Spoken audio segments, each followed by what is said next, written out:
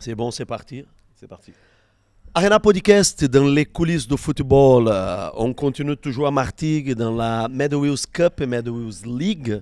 On a le ballon du championnat sur la table. Ibo, ça va? Et toi, mon béton? Ça va. Regarde le soleil, il tombe sur la table. C'est magnifique. C'est magnifique. C'est magnifique.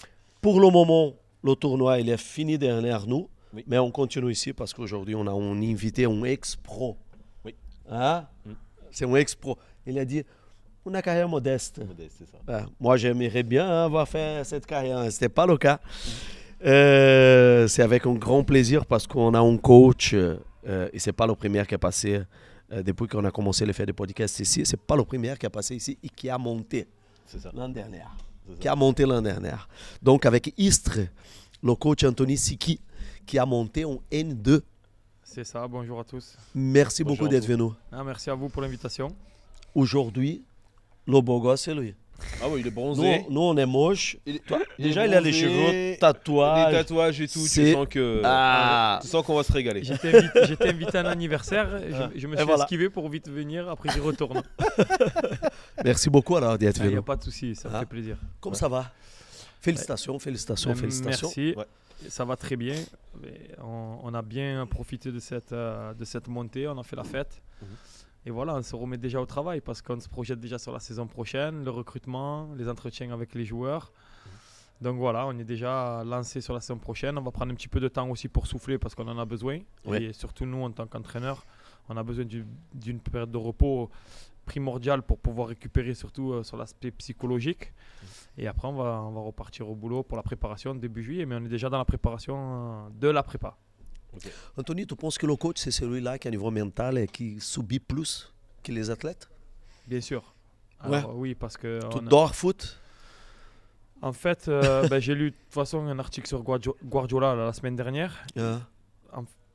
Déjà, il faut être passionné par le métier d'entraîneur. Ça, c'est la première des choses. Ça, c'est évident. Et deuxièmement, il faut savoir qu'entraîneur, c'est 24 sur 24, 7 jours sur 7. C'est Voilà, ça. tu penses tout le temps.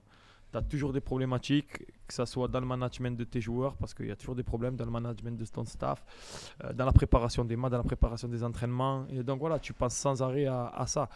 Et aujourd'hui, encore plus, parce que les entraîneurs de nos jours, il y a les entraîneurs de l'époque, avec un management bien spécial. Mais aujourd'hui, quand tu pars en formation dans la Fédération française de football, on te prépare à tout ça. Il y a la data maintenant qui rentre en jeu. Ouais. Il y a la partie vidéo, l'analyse vidéo. Tu as la partie tactique, la partie préparation athlétique. Il faut avoir des connaissances là-dessus aussi. Ouais. Et ensuite, la partie management qui est la plus difficile, hein, sur un groupe de 25 joueurs, plus ton staff. En gros, tu gères bien plus d'une 30 personnes? oui, au moins une trentaine de personnes. Ah. C'est impactant, mais voilà, on est préparé à ça et aujourd'hui, ça rentre dans le cadre des entraîneurs de nos jours. Si on parle des têtes, vas-y. Moi, je parlais plutôt de l'effectif parce que, sachant que là, tu te projettes déjà pour l'année prochaine. C'est ce qu'on disait. Tu le fais tranquillement, même C'est s'il ça. faut t'es en phase un peu repos et en récup là. Mais est-ce que globalement, tu gardes tout ton effectif ou est-ce que tu perds des éléments clés? Ça, c'est une bonne question. Pour moi, c'est le moment le plus difficile de la saison parce que mes gars ont fait le taf. On s'était fixé des objectifs en début de saison qu'on a atteints. Et aujourd'hui, on sait très bien, c'est le football, on est obligé de trancher. Il y a des garçons qui vont continuer avec nous, il y en a d'autres qui ne vont pas continuer. Il y a des nouveaux joueurs qui vont arriver, mais ça, les choix, on est obligé de les faire. C'est le football. Mais quand tout monte, c'est plus facile de tenir le groupe, non? Parce que j'imagine pas, on joue N3, on monte en N2, c'est bonus. On monte du niveau, Ouais. on reste ici. Donc toi, des gars qui vont chercher un national, par exemple, ou qui Après- vont partir dans un autre club N2. Après, s'il y a des gars qui sont sollicités par le niveau au-dessus, qui partent, c'est normal parce qu'ils ont un plan de carrière et à un moment donné, ils veulent voir ou retrouver le niveau. Il y a le quelqu'un niveau dans au-dessus. ton staff qui va au niveau national? Pas pour le moment, en tout cas. Pas que je sache, en tout cas, mais bon. Ok. On, Oui. est, on est vraiment au début, donc c'est Oui. possible Oui. qu'il va y avoir des opportunités. Je ne sais pas tout. On a fait les entretiens pour ne rien vous cacher la semaine dernière. Ah. Donc voilà. Mais après, il y a des garçons qu'on n'a pas gardés non plus. Alors ça fend un peu le cœur parce que surtout moi, c'est des mecs qui ont mouillé le maillot, qui en avaient fixé des objectifs, qui les ont atteints. Et à la fin, tu dis, on ne va pas continuer. Et malheureusement, ça c'est le football, c'est dans tous les clubs comme ça. Et comment tu gères cet aspect-là? Parce que là, vous êtes sur un petit mouchoir de poche là, entre Istres, Martigues, Aubagne à côté, N2, Ligue 2. Comment tu vas gérer ça? Ce qu'il faut savoir, c'est que déjà, ces 3 clubs-là, c'est totalement différent. Il y en a un qui est sur le bassin marseillais, plutôt au sud de Marseille, et il y en a 2 autres qui sont là, ici, Portour de l'Ottan-de-Berre, très proches. Donc nous, aujourd'hui, la différence entre le FC Martigues et le FC Istres, c'est 2 clubs qui ont une histoire dans le jargon footballistique professionnel français, qui ont un passé de plusieurs saisons au niveau professionnel. Et par contre, aujourd'hui, Martigues, ils vont accéder à la Ligue 2, donc ils rebasculent dans le monde professionnel sur leur équipe senior, donc c'est totalement différent. Mais à côté de ça, par contre, ils sont en totale reconstruction chez les jeunes. Alors que nous, chez les jeunes, on est très, très, très performants et on fait partie des clubs les plus performants de la Ligue Méditerranée. C'est-à-dire que nous, à Istres, on a toutes les équipes de jeunes au plus haut niveau. Dans toutes les catégories régionales, on a les 17 nationaux. Et à Martigues, il n'y a plus rien. Ils sont au niveau départemental dans toutes les catégories. 19 nationaux aussi? Non, on les a perdus l'année dernière. Là, on va essayer. Donc là, R1, là. On est en 18 R1 en fait. Okay. Là, on va essayer de les faire remonter cette année, mais c'est la seule catégorie où on n'est plus au plus haut niveau. Sinon, 14R, 15R, 16R, 17 nationaux, 18R. Enfin voilà. Donc là, par exemple, pour vous dire, on a des garçons, un qui a signé à Montpellier, on en a un qui signe à Laval, on en a un qui signe à Bordeaux, on en a un qui signe à Lorient. Chaque année, voilà, nos meilleurs jeunes, on se les fait prendre et c'est normal, c'est le jeu parce qu'aujourd'hui, on ne peut plus les garder parce qu'on n'a plus le statut professionnel et on ne peut pas leur faire signer de contrat. Donc, on est devenu un club tremplin. Mais on a cette image de très bon club formateur quand même et les recruteurs des clubs professionnels, ils sont très attentifs à ce qu'on fait. On a gardé une structure qui était la nôtre quand le club était pro. C'est-à-dire qu'on a un hébergement, on a un centre d'hébergement. Le centre de formation est devenu centre d'hébergement. On a une vingtaine de gamins qui viennent de toute la France qui sont hébergés à l'année. Et on a un mode de fonctionnement avec 2 partenariats avec un lycée professionnel sur Istres et un lycée général, avec lesquels on a des conventions et on a des horaires aménagés pour nos joueurs. C'est-à-dire que nos gamins, en fait, à 16h, ils sortent du lycée et à 16h30, ils sont déjà sur le terrain. C'est pas en centre de formation?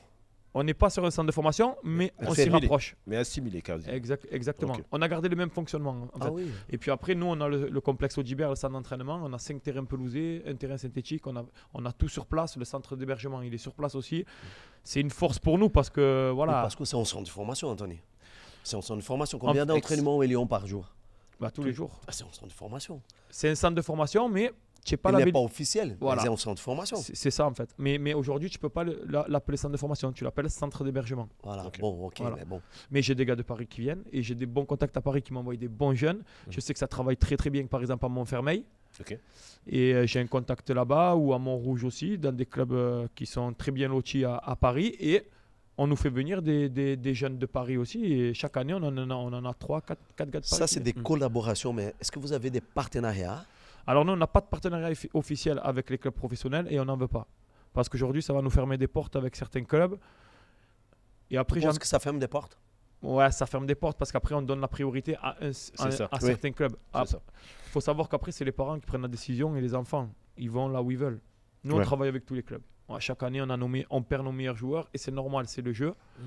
Je vais vous donner des exemples. Par exemple, Lucas Mencarelli, qui a marqué la dernière journée à Montpellier, c'est un gars qui était chez nous il y a 2 ans, par exemple. Jessim Yassine, le petit Marocain qui joue à Dunkerque, je ne sais pas si vous avez entendu parler, un peu la pépite de la Ligue 2, la soirée des Martisans. C'est un gars qui était chez nous aussi, je suis allé le chercher à Montpellier, ce gamin. Il y en a plein, Anthony Strata à l'AC Ajaccio, Zakaria Harris à Dijon, voilà, pour les derniers joueurs en tout cas qui viennent de signer pro là dans cette saison et qui étaient chez nous. Donc en fait aujourd'hui on a un bon tremplin avec une très bonne visibilité pour les clubs professionnels. Mais ça, en même temps que ça donne visibilité, ça vous pénalise. Parce que vous n'arrivez pas à regarder ces pépites. Donc, ça, c'est sûr. On ne peut plus les garder parce qu'on ne peut plus leur faire de contrat pour les bloquer. Mais donc, ce n'est pas une bonne nouvelle que Martigues a monté. Après, si aujourd'hui, il y a des bons jeunes qui peuvent aller à Martigues et s'épanouir en Ligue 2, mais moi, je suis le plus heureux. Quand j'ai des jeunes et que je les vois après au plus haut niveau, je suis content. Voilà. Et après, c'est à nous, à un moment donné, de faire le travail pour remonter à ce niveau-là. Et moi, j'avais une question par rapport à ça, parce que c'était un sujet de discussion qu'on a eu tout à l'heure avec le coach de Auban, je crois, si je ne dis pas de bêtises. Budget fonctionnement. Ça donne. Est-ce que toi, tu es satisfait de ton budget de fonctionnement pour l'année prochaine? Parce que je pense que tu as déjà discuté le sujet avec ton président. C'est ça.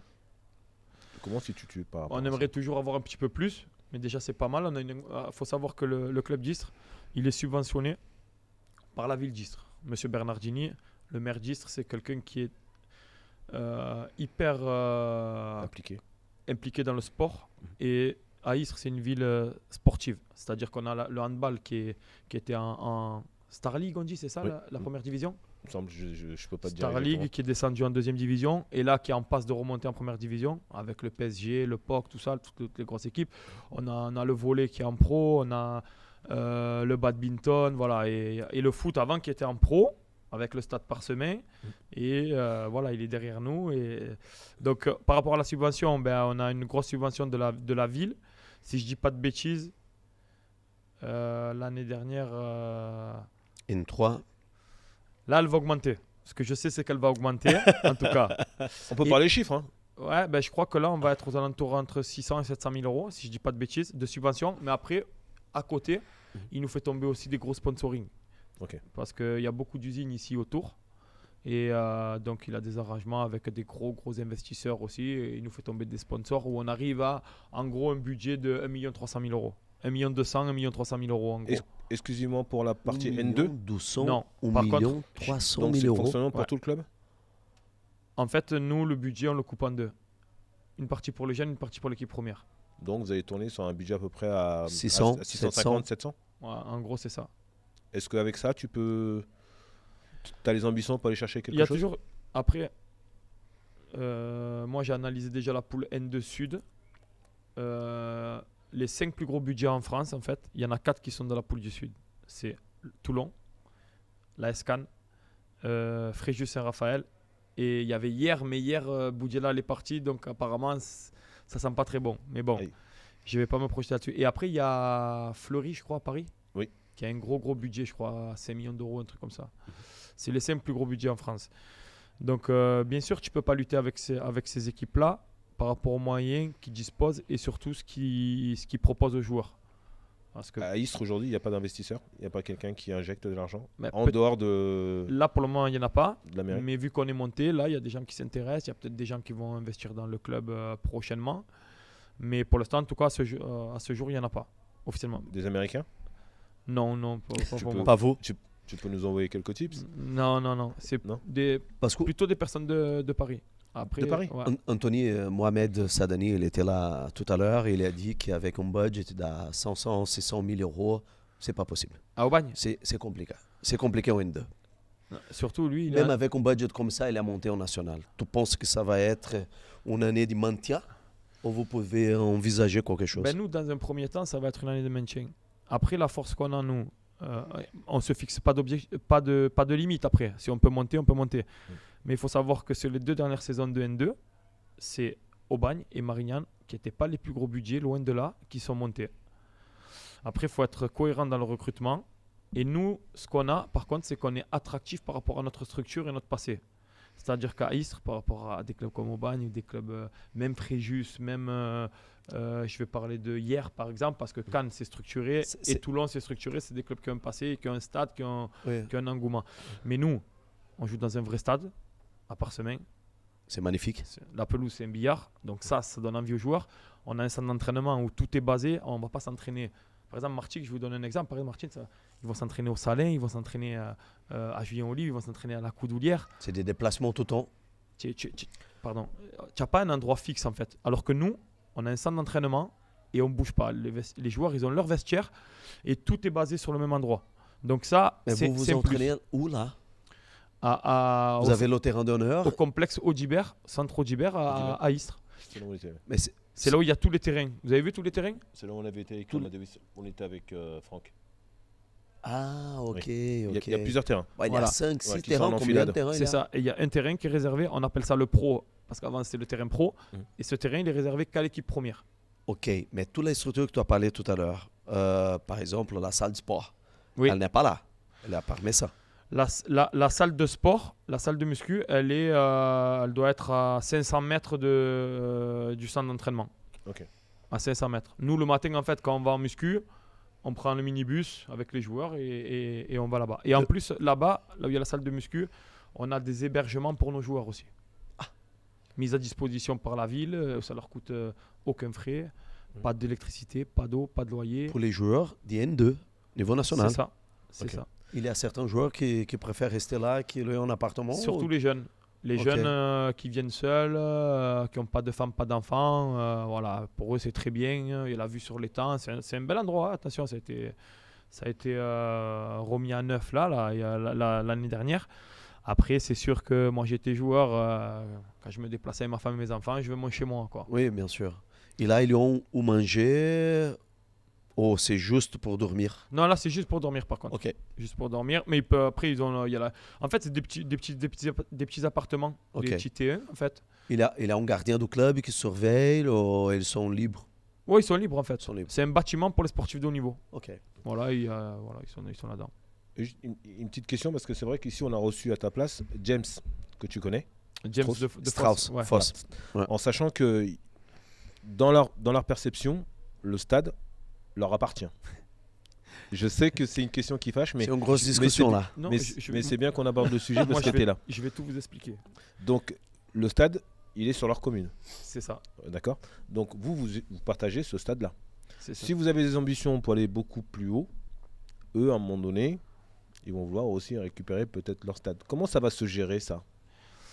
Bah, en fait, ce qu'il faut qu'ils comprennent, les Phocéens, avec tout le respect que j'ai pour eux, c'est qu'aujourd'hui, le stade Parsemin, il a été construit pour l'équipe d'Istres, à la Il a base. été construit pour l'équipe 10. L'année où on est monté en Ligue 1. Ok. Il y Qui avait a un stade, construit le stade? il y avait un stade qui était dans le centre-ville d'Istres qui s'appelait le stade Bardin. Et comme on est monté en Ligue 1, le stade n'était plus aux normes. Ils ont construit ce stade Parsemin sur le territoire de Fosse. Ok.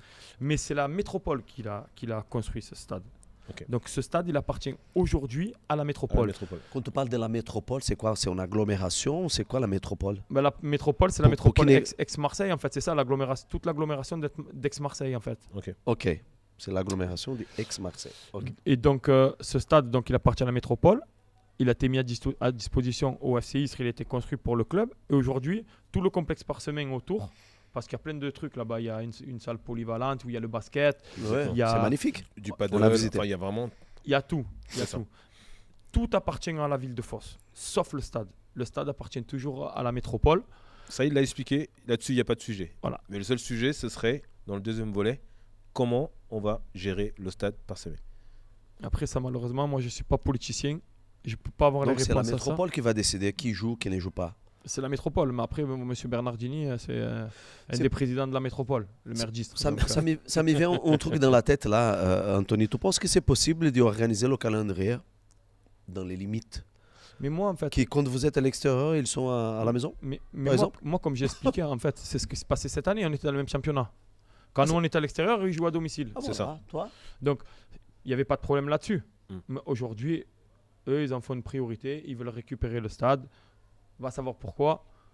Après, aujourd'hui, ben, le stade, on est obligé de se le partager et on ne peut pas effacer le passé non plus parce qu'il y a une histoire derrière le club. Nous, on a été en professionnel pendant plus de 20 ans et on a joué dans ce stade. Il y a des joueurs qui sont passés, il y a une histoire à un moment donné.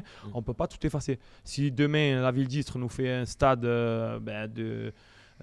pour pouvoir jouer au plus haut niveau, peut-être qu'un jour on partira. Mais aujourd'hui, voilà, le stade, il faut se le partager. C'est comme ça. 17 000 places. Il était construit en 2005. Donc il y a presque 20 ans que ce stade il a été construit. C'est ça.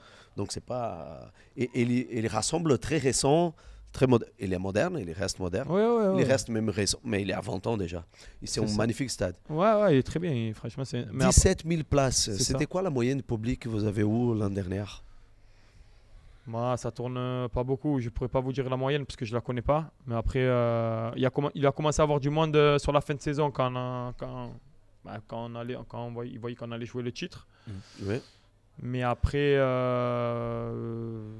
1000, ouais. 2000 personnes? moi, je vais dire peut-être 1000, 1500 sur les gros Ok. matchs. Peut-être ça. La commune d'Istres, elle a une population de combien d'habitants? Alors là, bonne question. Je pourrais pas vous dire. Moi, je suis pas istrien. Je suis marseillais. Ça, c'est quelque chose que je sais pas pourtant. La montée, c'était belle fête? Ouais, belle fête, on a vécu un bon moment. Comme j'ai dit à mes joueurs, toutes les montées sont belles. À Ouais. n'importe quel niveau, il faut les savourer parce que on n'en vit pas 10 dans une vie de montée. Donc Ouais. il faut bien les apprécier. Combien de montées tu as déjà fait, Anthony? Alors moi j'ai fait 1, 2, 3. Ah oui, il compte. Hein? Attends, J'ai fait quand 3 même. montées et là c'était ma 4e en tant qu'entraîneur. 3 en tant que joueur, 1 en tant qu'entraîneur. Ah, 3 comme joueur. Ouais. Et là, la première comme entraîneur. C'est ça. Moi après c'est Bon, ça fait plaisir hein, parce qu'on est en bon niveau. Ah, ça fait plaisir. 4e division C'est de ma France. c'est ma première saison entière avec un senior. Ah, ok. Moi en fait j'avais pendant 4 ans les 17 nationaux. J'ai arrêté de jouer il y a 6 ans. Donc pendant 4 ans j'ai eu les 17 nationaux dans mon club à Istres, les jeunes. Et la saison dernière, fin de saison dernière, en fait au mois de mars, mon président il vient me voir, il me dit Anto, j'ai besoin que tu me reprennes l'équipe première. On est avant-dernier, on va descendre en R1. Il restait 6 journées, il me semble. Il me dit, il faut que tu me sauves. Donc j'ai dit, ok, écoute, moi je suis 6 journées, c'était quoi l'objectif de gagner combien de matchs pour ne pas descendre? C'est quoi la situation? Je ne me rappelle plus, honnêtement, je ne pourrais pas vous dire. Mais ce que je sais, c'est qu'on n'a pas perdu un match. Ah oui. Ouais, on en a gagné 4 ou 5, on a fait un match nul, il me semble. Et là, on sauve le on club. reste à N3. On sauve le club, on reste à N3. Et donc derrière, j'avais validé mon DES à Clairefontaine. Donc j'étais éligible pour entraîner jusqu'à N2. Ok. Et mon entraîneur me dit, bon, mais écoute, maintenant, je veux que tu continues, tu me prends l'équipe. Moi, j'ai dit, si tu me laisses travailler avec mon entourage, avec mes gars, avec mon réseau, l'année prochaine, on monte. Et il t'a laissé carte blanche. Il m'a laissé travailler. On a travaillé en adéquation aussi ensemble hein, sur le recrutement. Je me suis entouré des bonnes personnes. Et moi, quand j'ai vu mes joueurs dans le vestiaire première saison, je dis, voilà les gars, moi, c'est ma première saison à N3. On va monter. C'est mon club. J'ai fait des montées, j'ai tout connu. La Ligue 1, la Ligue 2, le National, la remontée en Ligue 2. Et j'ai dit, moi, j'ai pas le temps, les gars. Cette année, on va remonter en Ligue 2, en N2 de suite. Alors, je vous le dis, j'ai pas le temps. Anthony, toi, 38 ans. Toi, en la carrière des pros. Tu penses que là, tu es dans le bon moment, avec la bonne expérience pour diriger une équipe N2? Moi, maintenant, je vais dire que je me sens bien, je me sens prêt. Tu te sens prêt? J'ai encore des choses à apprendre parce que je suis un jeune entraîneur et on a toujours à apprendre en fait. Si tu crois que tu sais tout, en fait, tu vas pas avancer.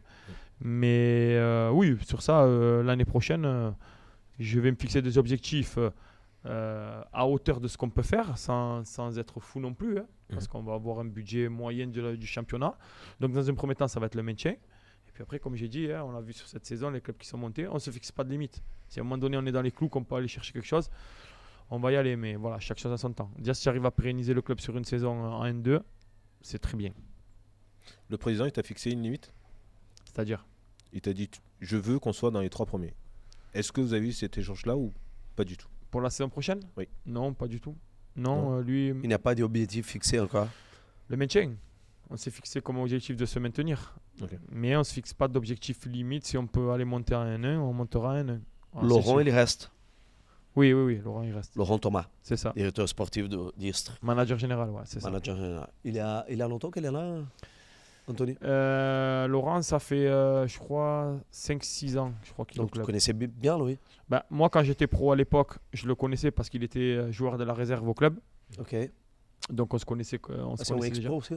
Non, il n'a pas été pro, Laurent. Okay. Mais c'est un Israélien, donc il jouait au club, en équipe réserve, tout ça. Donc, on se connaissait. Et là, c'est lui qui m'a appelé. En fait, moi, comment j'ai commencé à entraîner? Alors, quand j'ai arrêté ma carrière, je ne voulais pas entraîner. Je voulais ouvrir une affaire avec mon beau-frère, avec mon papa. Et j'habite au Rove, donc un petit village à côté de Marseille. J'amène mon fils à l'entraînement. Et mon président, il me dit, parce que j'ai commencé le foot aussi là-bas dans mon village, il me dit, Anto, prends-moi une équipe et tout, tu es là avec le petit, tout ça. J'ai dit, allez, si tu veux, je te prends l'équipe, pas de souci. De fil en aiguille, le lendemain, la saison d'après, t'as fait du bon boulot, prends-moi la meilleure équipe, j'ai une équipe U11, tu vas voir et tout. On a gagné le tournoi Champions Cup, qui est un tournoi référence à Marseille sur le Vélodrome. D'accord. Champions Cup. Ouais, on a fait une saison de folie. Et derrière, de fil en aiguille, Laurent m'appelle, Anto, j'ai mon entraîneur qui part à Montpellier, il me faut quelqu'un pour les 17 nationaux. Je dis, mais Laurent, moi j'ai pas de diplôme, j'ai rien, je fais ça comme ça quoi. Il me dit, non, mais viens, il n'y a pas de souci, on va t'inscrire au diplôme, on va t'inscrire au BEF, tu vas rentrer au BEF. Tu as les prérequis parce que tu es un ancien pro, donc tu n'as pas tous les diplômes antécédents à faire. C'est ça va plus vite. Ouais. Et j'ai dit, bah, écoute, c'est comme ça, on y va. Donc je suis allé, mois de juillet, 2 semaines avant la reprise, On me donne l'équipe des 17 nationaux et je connaissais pas un joueur, pas un nom, pas un prénom, pas un poste. Voilà, une feuille blanche. Et de fil en aiguille, voilà, je me suis mis dedans et l'histoire après vous la connaissez. Voilà comment je suis arrivé là. Et c'était quoi la situation en 17 NAS quand tu l'apprends à Istres, ta première saison? Comment tu l'as vécu? C'est déjà une responsabilité. Hein. Très bonne situation parce que tu commences en très bon niveau quoi. Oui. C'est pas tout le monde qui est en équipe U17 nationale. Le coach qui avait avant moi, Didier Zanetti, avait signé à Montpellier chez les jeunes et il avait fait du très très bon boulot. Il se tapait la bourre en fait avec les clubs pro dans le championnat, dans les 3-4 premières places en fait. Pour un club amateur, c'était énorme. Moi, j'arrive derrière lui. Il avait mis la barre là. Première saison. Là, il faut sauter. Première saison foot à 11 en plus au niveau national. Ah oui. Après, la chance que j'ai, c'est que moi, je suis un ancien joueur et j'ai eu quand même des bons entraîneurs, notamment Jean-Louis Gasset, c'est lui qui m'a fait signer pro à l'époque. Ah, t'as eu Gasset, ouais. Voilà, j'ai eu d'autres entraîneurs qui m'ont marqué aussi. Et donc, je me suis servi de ça et tu gardes le meilleur de tes entraîneurs et ce qui t'a plu aussi. Bien sûr. Et ton expérience personnelle. Donc à partir de là, ça je l'ai mis en avant, j'ai mis beaucoup de rigueur. Ça n'a pas été facile les premiers matchs parce que je ne connaissais pas l'effectif et après on est monté en créneau et puis la deuxième saison, après il y a eu le Covid aussi. Mais troisième et quatrième saison, quand je finis la saison dernière au mois de mars, je suis second au classement. Je suis devant l'OM, je suis devant Toulouse, je suis devant Montpellier. Voilà, je me tire la bourre pour aller en play-off. Et au mois de mars, je suis obligé d'abandonner mon groupe pour aller avec les seniors. Donc, ça a été un peu difficile. Comment t'expliques ces viviers à Istres? Recrutement, beaucoup d'investissement. Cellule de recrutement à Istres? Non, 17 nationaux chez les jeunes, non. C'est moi qui faisais le recrutement. J'avais mon réseau. Mes gars qui étaient sur le terrain, mon réseau, les recruteurs que je connaissais, qui m'identifiaient aussi les joueurs à voir. Et après, voilà, nous on jouait le samedi après-midi, dimanche matin, j'étais sur le terrain. Mais tu t'es fait un réseau très rapidement, Anthony, parce que je vois que tu revenais d'une équipe U11 que tu gérais dans ton petit village.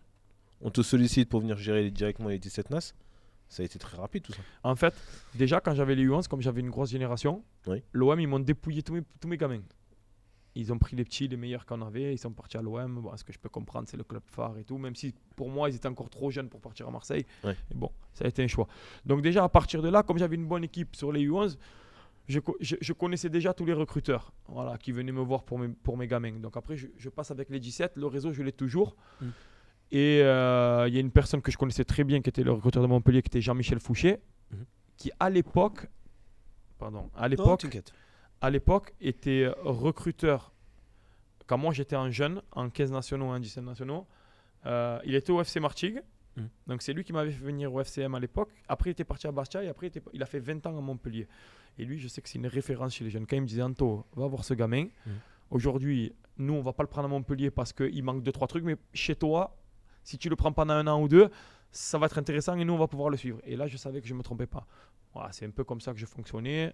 Et après le dimanche matin, il faut aller voir les U16 parce que l'année prochaine ils sont 17. Préparer déjà à essayer de faire venir les bons joueurs. Mais il y a une forte concurrence sur le bassin Marseille, attention. Oui, j'ai l'impression.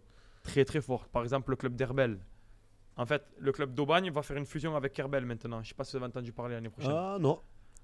On n'a pas eu cette info, mais c'est bien. Non. Bon, en fait, Aubagne, le club où était Momo Sadani qui monte à N1. Oui. Et il y a le club d'Herbel que peut-être vous connaissez de nom. C'est un club de jeunes. Oui. Très, très, très référencé sur Marseille. Sur beaucoup de clubs, beaucoup de joueurs. Et c'est un club de quartier, mais avec une identité très forte et qui travaille quand même très, très bien. Et là, comme eux, ils avaient les 17 et les 19 nationaux, mais pas de seniors à Herbel. Et qu'à Aubagne, en jeune, c'était un peu comme à Martigues, c'était un peu le néant, mais qu'ils étaient forts en seniors. Ils font la fusion. Et là, ils font un gros club. Deuxième club de la Ligue Méditerranée, 1300 licenciés. Ça démarre l'année prochaine, ça. Ça va être énorme. Ah ouais. Mais avec des structures séparées, quoi. Ah oui, par contre, il y a un stade à Aubagne, c'est pas facile, à Herbel, on va accompagner, mais les fusions comme ça, c'est pas évident. C'est pas évident. Nous, comme je vous l'ai dit, la chance qu'on a, c'est qu'on a tout sur place. Nous, notre centre d'entraînement, tous nos gamins, ils s'entraînent tous au même endroit. L'équipe première s'entraîne au même endroit. C'est-à-dire que quand ils s'entraînent, l'équipe première, pendant les vacances, par exemple, comme on s'entraîne le matin, les petits, ils peuvent venir. Cette année, j'avais Mapou Yanga Mbiwa, j'avais Yohan Molo, j'avais Yannick Sakbo. Ah oui. Les petits licenciés sont contents, on va prendre la photo avec Mapou, ils passent au stage, ils prennent la photo avec les gamins. C'est attractif, c'est bien aussi. Anthony, ça se parle beaucoup en Île-de-France qu'il y a des joueurs qui préfèrent ne pas aller au Paris Saint-Germain parce qu'ils savent que dans la formation et qu'après devenir pro au Paris Saint-Germain, c'est très difficile. Ils préfèrent aller dans les autres clubs. Je sais pas, Metz, Nantes, Bien sûr. dans le centre de formation. Est-ce que vous avez ça avec Olympique de Marseille? Est-ce qu'il y a des gamins qui préfèrent rester à Istres parce qu'ils savent que s'ils vont au Olympique de Marseille, devenir pro là, c'est difficile, donc je préfère peut-être devenir pro dans une équipe à niveau national. Là, il y a Martigues en Ligue 2, vous en N2. Alors, Vous avez ça aussi comme... il y a deux cursus aujourd'hui dans les centres de formation. Bon, déjà, il faut savoir que les clubs comme l'Olympique de Marseille et comme le Paris Saint-Germain, aujourd'hui, quand même, ils sortent quand même des joueurs. Ils essayent quand même de faire jouer un peu leurs pépites du centre de formation. À l'OM, il y en a très très peu. Ça sort pas. C'est compliqué. Ça fait un moment que c'est pas sorti. Et en plus, on n'a pas les résultats. Mm. Il y a Jean-Louis Gasset qui a lancé quelques jeunes là, mais ça faisait longtemps que ce n'était pas arrivé là, cette saison. Après, on va voir s'ils vont percer à l'avenir, mais bon. Donc, ça, c'est compliqué déjà par rapport à ces clubs-là. Donc, bien sûr qu'aujourd'hui, nous, sur le bassin marseillais, en tout cas sur Paris, je ne peux pas parler, mais sur le bassin marseillais, il y a des jeunes joueurs à gros potentiel qui vont prioriser le Montpellier Hérault, l'OGC Nice, par exemple, qui vont être des clubs beaucoup plus formateurs, qui vont donner beaucoup plus la chance à des jeunes de sortir pro, plutôt que d'aller à Marseille où à un moment donné, ah oui, ça fait rêver, hein, tu as le logo, tu as le maillot de l'Olympique de Marseille, tu as le logo. Mais après, la finalité, c'est quoi? La finalité, c'est de sortir professionnel. Voilà, exactement. Et que là, c'est compliqué. Là, c'est compliqué. Donc, ça se passe, on pense à... Donc, aussi, ils sont pas très les attractifs. grosses clubs font peur aux jeunes, parfois. Maintenant, ils se rendent compte qu'en fait, c'est compliqué dans les gros clubs. Donc, les parents, ils réfléchissent à deux fois. Ils sont un peu plus réalistes, quoi, on va dire. Voilà, exactement. Après, nous, on est un Est-ce que club... les agents poussent pas les jeunes à faire ça aussi? Les agents, aujourd'hui, honnêtement, le contexte du football, on va dire autour du football, c'est très compliqué. Entre les agents, les parents, on parle du projet Mbappé, tout ça, on l'a vu passer plusieurs fois, mais c'est vrai, les parents, c'est des fous. Et nous, encore plus dans notre région. Moi, je peux le dire, j'étais confronté pendant... Tu l'as vécu, toi. Je suis parti d'en bas de l'échelle. J'étais avec les tout petits, je suis monté avec la formation, donc les 17, et maintenant, je suis avec les seniors. Mais ils sont fatigués. C'est-à-dire que tous, ils croyaient que leurs enfants, dès qu'il a un peu de qualité, il va finir pro. Non, mais après, là, vraiment, ça commence à devenir dangereux, en fait. Et la priorité, c'est le football, c'est plus l'école. L'éducation aussi, elle est en dents de scie parce qu'à un moment donné, ils ne sont pas lucides, en fait, sur le niveau de leurs enfants. À un moment donné, moi, je me rappelle, quand je sortais d'un match, même quand j'étais au centre de formation, mon père, il me disait, on faisait le débrief du match, donc très bien. Fils, tu n'as pas été bon aujourd'hui. Ah ouais, papa, ouais, t'as pas été bon, t'as raté ça. Ok. Je savais quand je sortais du match, je savais que j'avais pas été bon. Aujourd'hui, ils sont tous bons. C'est pas ta faute. C'est la faute de l'entraîneur. Il te fait pas jouer au bon poste. C'est la faute au coéquipier. Il t'a pas fait la passe quand il fallait. L'arbitre. Et lui, il t'aime pas. Et l'arbitrage. Mais où on va? En fait, les petits sont dans un moule et ils y croient après les gamins. Ils se disent ouais, mon père, il a raison. En fait, ce qu'il me dit, l'entraîneur, c'est un fou. Il me fait pas jouer à mon poste, moi je dois jouer là, je suis le meilleur, il me fait pas jouer, il en a contre moi, et les collègues ils m'en veulent, ils me font pas de passe. Mon papa qui prend le petit et déménage dans notre club. Première chose que je regarde, le nombre de clubs qu'a fait le gamin. Ça, c'est déjà première chose que je regarde. C'est déjà un bon indicateur. Chaque année, il est dans un club. Si déjà il est en U15, il a déjà fait 7-8 clubs, c'est déjà que c'est pas stable. Il n'y a pas une stabilité déjà psychologique de la part des parents et ni du petit. Oui, l'environnement, c'est pas bon. Mais les bons joueurs, ils font pas 50 clubs. Hein. Les bons joueurs, ils sont dans leur club, ils travaillent, leur club veulent les garder parce que c'est des bons éléments et ils font très peu de clubs. Je pense qu'on est d'accord avec toi. On est à 200% d'accord. Voilà. Sur ça, je ne pense pas me tromper parce que j'ai une expérience quand même de 4 ans chez les jeunes. Mais franchement, ça fait peur pour l'avenir parce que honnêtement, il faudrait que la Fédération française de football s'y mette vraiment sur cet aspect-là. Voilà, c'est très dangereux, honnêtement. Tu peux me dire un peu quel type de coach tu es? Quelqu'un qui va plutôt faire jouer les jeunes? Ou est-ce que tu vas plutôt garder une certaine stabilité, faire jouer... je ne sais pas si on a évoqué un peu la moyenne d'âge dans ton équipe aujourd'hui. Non, on n'a pas parlé. Après, moi, cette année, j'avais un objectif quand même de monter. J'avais des gars âgés qui ont mené leur expérience. Je pense à des Mapou, je pense à des Paul Katia, à des Yohan Molo, à Sakbo, à d'autres qui avaient pas loin de 35 ans, voire c'est ça. un Parce peu que plus. Johan, ouais, c'est. Voilà. Et après, à côté de ça, j'avais intégré aussi les meilleurs jeunes du club. J'en avais 5, je crois, dans l'effectif. Il faut Quel âge, les 5, là, à peu près en moyenne C'était des U18, hein, c'était des garçons qui ont 17 ans. Qui ont eu du temps de jeu. Ouais, ils ont eu du temps de jeu en National 3. Un bon mélange, quoi. Il en faut parce qu'en fait, les anciens, ils vont. Et surtout eux, parce qu'en plus, ils sont très professionnels. Mapou, Yo, c'est des mecs qui arrivent 1 heure avant dans le vestiaire. Ça part en salle de préactivation pour se préparer pour la séance, pour bien s'échauffer. Et du coup, les jeunes, ils voient ça. Ils disent, ah ouais, c'est ça le haut C'est niveau. l'exemple. Le mec, il a 500 matchs en Ligue 1. Ok, j'ai compris ce qu'il faut C'est faire. pas par hasard. C'est ça. Exactement, c'est pas par hasard. Et eux, ils sont en plus, on va dire, ils sont dans l'échange avec eux et ils les Comment guident tu un gères peu. Et comment tu gères cet aspect-là avec les anciens, pros, hein, avec Johan par exemple? Comment ça se gère ça dans les vestiaires pour avoir un relais comme lui et tout ça? Comment tu gères ça? D'abord, je pense qu'ils t'aident. Les anciens t'aident à gérer ça. Ouais, c'est des leaders naturels déjà. Ouais. Alors plus Mapou que Yo. Ah bon? Ouais, Yo, par contre, c'est... on va dire qu'il a vécu une fin de carrière un peu compliquée. Je sais pas si vous avez suivi un petit peu ce qui lui est arrivé. Non.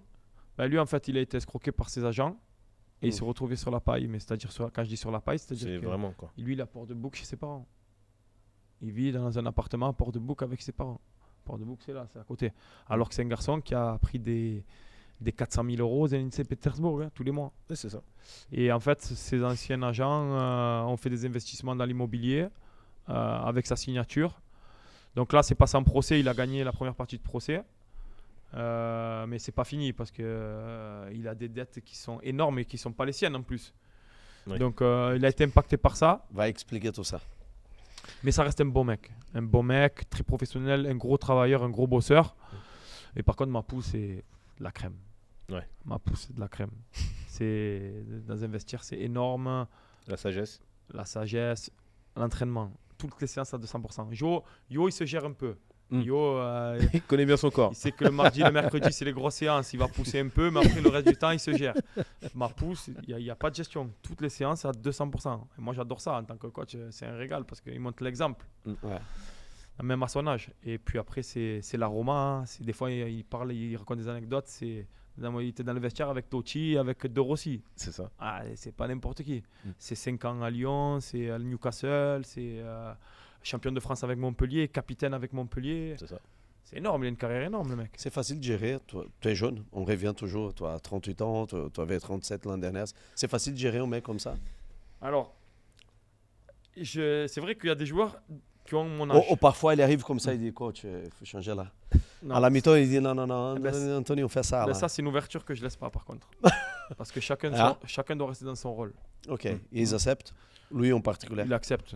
Il accepte. Il n'y a personne qui s'est permis à un moment donné de venir me dire oh, coach, il faut faire ci ou ça. Parce que je le recadre de suite. Reste à ta place. Toi, tu es joueur encore et moi, je suis ton entraîneur. Même si on a un âge où on a 1 an ou 2 ans d'écart, à un moment donné, je suis ton supérieur, je suis ton entraîneur. Sur ça, par contre, je rigole pas avec ça. Mais moi, j'ai jamais eu de débordement et mes joueurs l'ont très bien compris.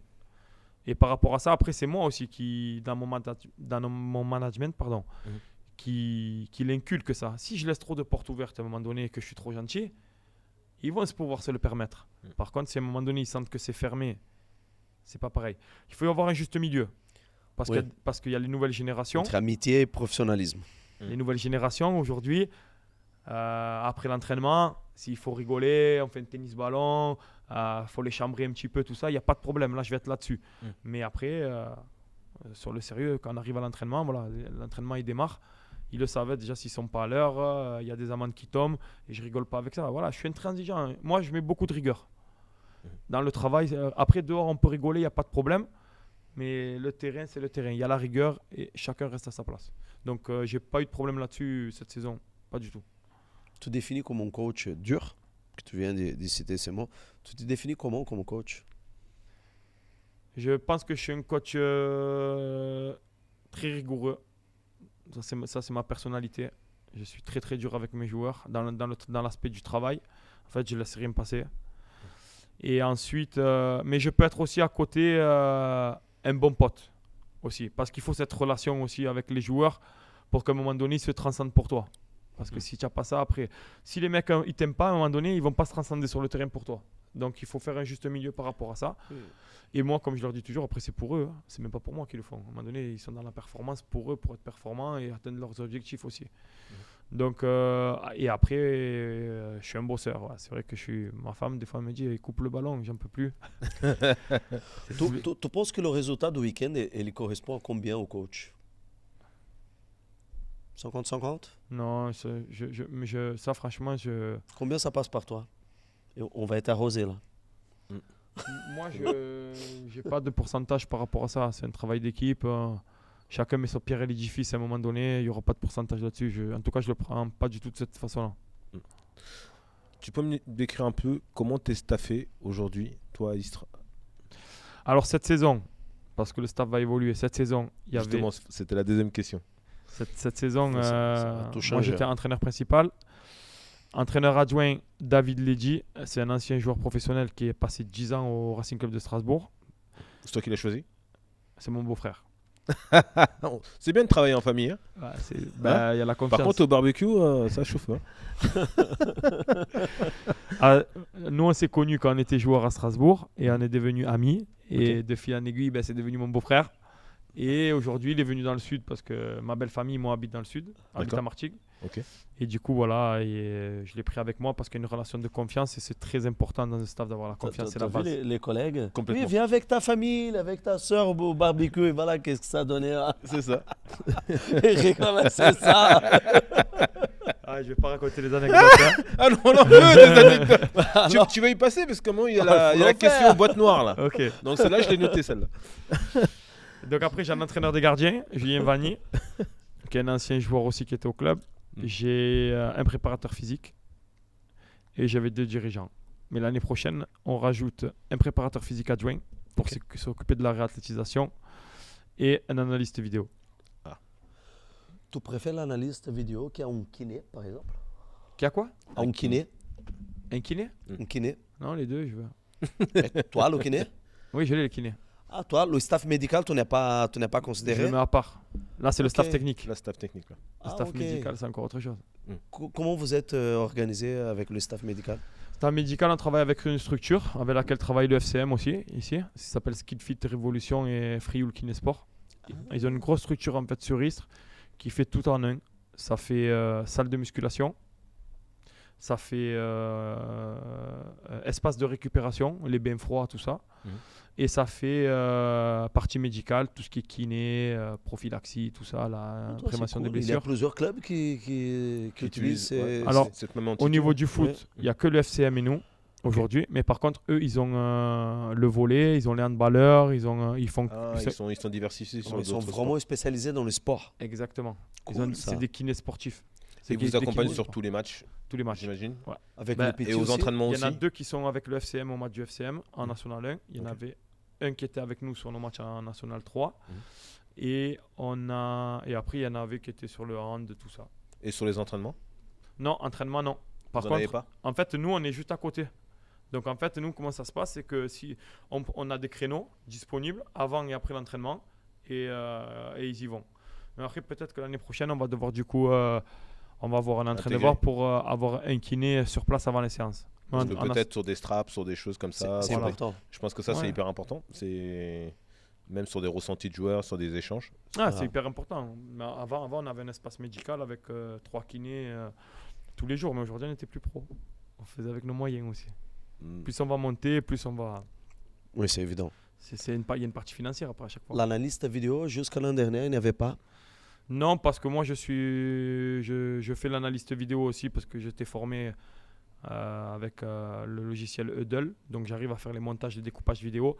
Mais aujourd'hui, j'ai besoin d'avoir un analyste vidéo et moi, ça me décharge un peu pour me concentrer sur autre chose. Mais comme j'ai dit, il faut que le coach il puisse toucher à tout. Et puis aujourd'hui, ce qui se fait, c'est qu'il y a des analystes vidéo stagiaires qui sont en formation en fait et qui doivent avoir une structure en fait d'hébergement. Et donc vous profitez de ces dispositifs pour avoir un jaune. C'est obligatoire et la meilleure école d'analyste vidéo, elle est à Montpellier en plus. Donc elle n'est pas loin et nous, en partenariat avec eux, ils nous ont envoyé des jeunes stagiaires. Alexandre, il est passé par le Montpellier ou je me trompe? Alexandre Carvaillant, peut-être c'était l'adjoint de Gourvenec là, cette année. Ah, il y a des grandes chances. Il a fait l'analyse vélo, la référence à Montpellier, en France. Peut-être qu'il a fait Montpellier. Ouais. Je pense qu'il Peut-être t'as posé la est question, passé ouais. par là. Mm, Ouais. mm. Très intéressant. L'Odata. Tu fais ton recrutement, tu te bases au data ou pas? Alors, pas dans le recrutement. Moi, je me sers du data surtout sur la perf, en match, Mhm. avec les GPS. Vous utilisez déjà les GPS? Oui, on utilise les GPS. Ok. Donc, après la data, attention, il faut la prendre. On s'en sert. On peut être pertinent avec des joueurs, surtout sur les retours de match, comme avec l'analyse vidéo. Mais après, voilà, le ressenti terrain football reste Il y a des limites la à un moment priorité. donné. Voilà. Il faut s'en servir, en fait. Il faut avoir un juste milieu. Après, je sais très bien qu'aujourd'hui, j'ai entendu à Toulouse, ils ont basé le recrutement uniquement sur la data et tout. Ça a fonctionné parce qu'ils sont remontés en Ligue 1 et ils ont gagné la Coupe de France. Donc, peut-être qu'un jour on y viendra. Mais aujourd'hui, en tout cas, je ne recrute pas sur la data. Je regarde toujours les statistiques, mais je ne recrute pas uniquement sur ça. C'est vrai que c'est la folie, tu imagines? C'est faux. Tout est basé qui? Les passes D, je sais pas, les buts, des Nombre quoi, de et courses là. à haute En fait, intensité. Et tu dis, ok, on va cibler ces mecs-là, mais ils se trouvent où? C'est À ça. Malta. Ok, c'est pas grave. C'est ça. Wow, En fait, mais- il rentre une base de données par rapport au profil des Je joueurs pense qu'il y a- recherchés. Il y a de subjectif là-dedans, non? Et Par après, exemple. c'est listé, il leur sort la liste de joueurs. Après, il regarde les profils qui les intéressent. C'est incroyable. Aujourd'hui, dans ton effectif, pour ajuster, il te manque combien de joueurs sur ton architecture pour l'année prochaine? Honnêtement, là, je pourrais pas vous dire parce qu'on est en totale reconstruction. Il y a des joueurs qui sont. Où tu sais que tu es en déficit. Tu connais ton effectif déjà, existant, par rapport à cette saison. Mais déjà, dans ta projection, tu te dis, si je veux passer ce cap-là, je priorise pour avoir tel joueur, tel joueur, tel joueur, tel poste. Ça serait quoi? On a fini meilleure défense du championnat, donc défensivement, on a quand même une bonne base. Par contre, offensivement et sur la partie attaque, au niveau des attaquants, pour moi, on était quand même en déficit parce qu'on n'a pas eu de garçons qui ont passé 10 buts. Pourtant, on a été champion. Et en fait, on avait des gars qui ont mis 7 buts, 6 buts, 8 buts, 9 buts. Voilà, c'était un peu tout le monde. Mais Dans on a- la totalité, ça servir. Mais tu n'as pas un buteur. Ça a servi, mais j'ai pas le buteur. Ah, par exemple, il y avait un mec dans ma poule qui a mis 17 buts. Voilà, ça, c'est le buteur. Mais tu me fais penser à une chose et j'accroche ma question. Par exemple, je ne vais pas citer des exemples parce que peut-être je me trompe, mais quand il y a plusieurs joueurs qui marquent, parce que c'est aussi un résultat de ton schéma de jeu. Ouais, c'est une force aussi, Non. attention. Des fois, c'est mieux parce que le danger peut venir de toutes parts. C'est clair. Mais aujourd'hui, il me manquait ce buteur quand même. Parce que je pense Tous qu'on les aurait... attaquants, ils marquent. Les milieux de terrain, ils marquent. Et c'est pour ça que peut-être tu as 6-7 Oui, à gauche, c'est à ça. droite. C'est ça. Je sais pas si c'est... Bon, après... Après, c'est toujours bien quand tu as un vrai buteur, mec. Oui, oui. Donc, pour si revenir tu- à la question, si est-ce tu que peux tu as une ajouter cible 15, aujourd'hui? Est-ce que tu as une cible aujourd'hui de personnes, tu te dis, tiens, lui, Oui, on a ciblé. De toute façon, nous, le recrutement, il n'y a pas de match d'essai. On n'a pas fait de détection. C'est que du ciblage. Et on- est-ce que c'est- tu as des noms? Quelle division aujourd'hui? Non, pour les partager noms, avec je nous. ne pourrais pas vous les donner, les noms. Parce qu'il y a trop de clubs qui sont dessus et on est en concurrence avec eux. J'ai vu que tu as une photo sur Instagram avec Giroud, mais il vient de signer dans les US, donc Ah. là, c'est mort. Tu as essayé? C'est mon meilleur ami. Mon C'est meilleur vrai? ami. Ouais. Non. Eh oui.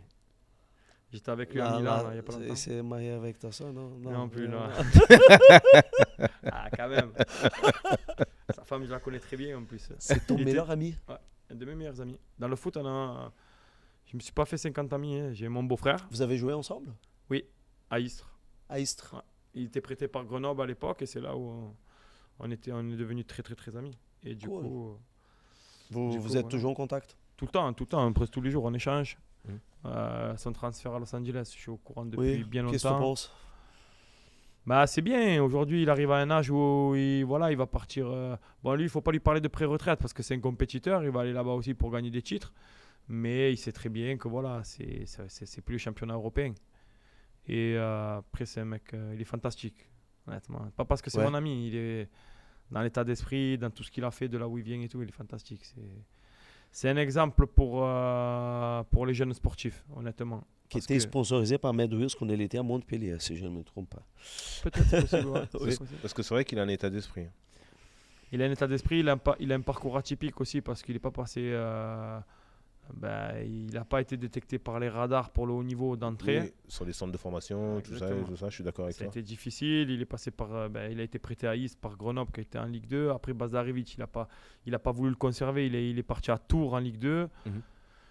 Il a fini meilleur buteur de Ligue 2. Après, il est parti à Montpellier, nouvelle étape, meilleur buteur de la Ligue 1, champion de France avec Champion Montpellier. de France avec Montpellier. Avec Mapou, ils étaient ensemble. Oui, c'est vrai qu'il est avec Mapou. Ouais. Et d'ailleurs, il le chambrait quand il est venu. Parce que j'ai fait une petite vidéo la dernière fois. et après, il part à Arsenal et plus de 100 buts avec Arsenal.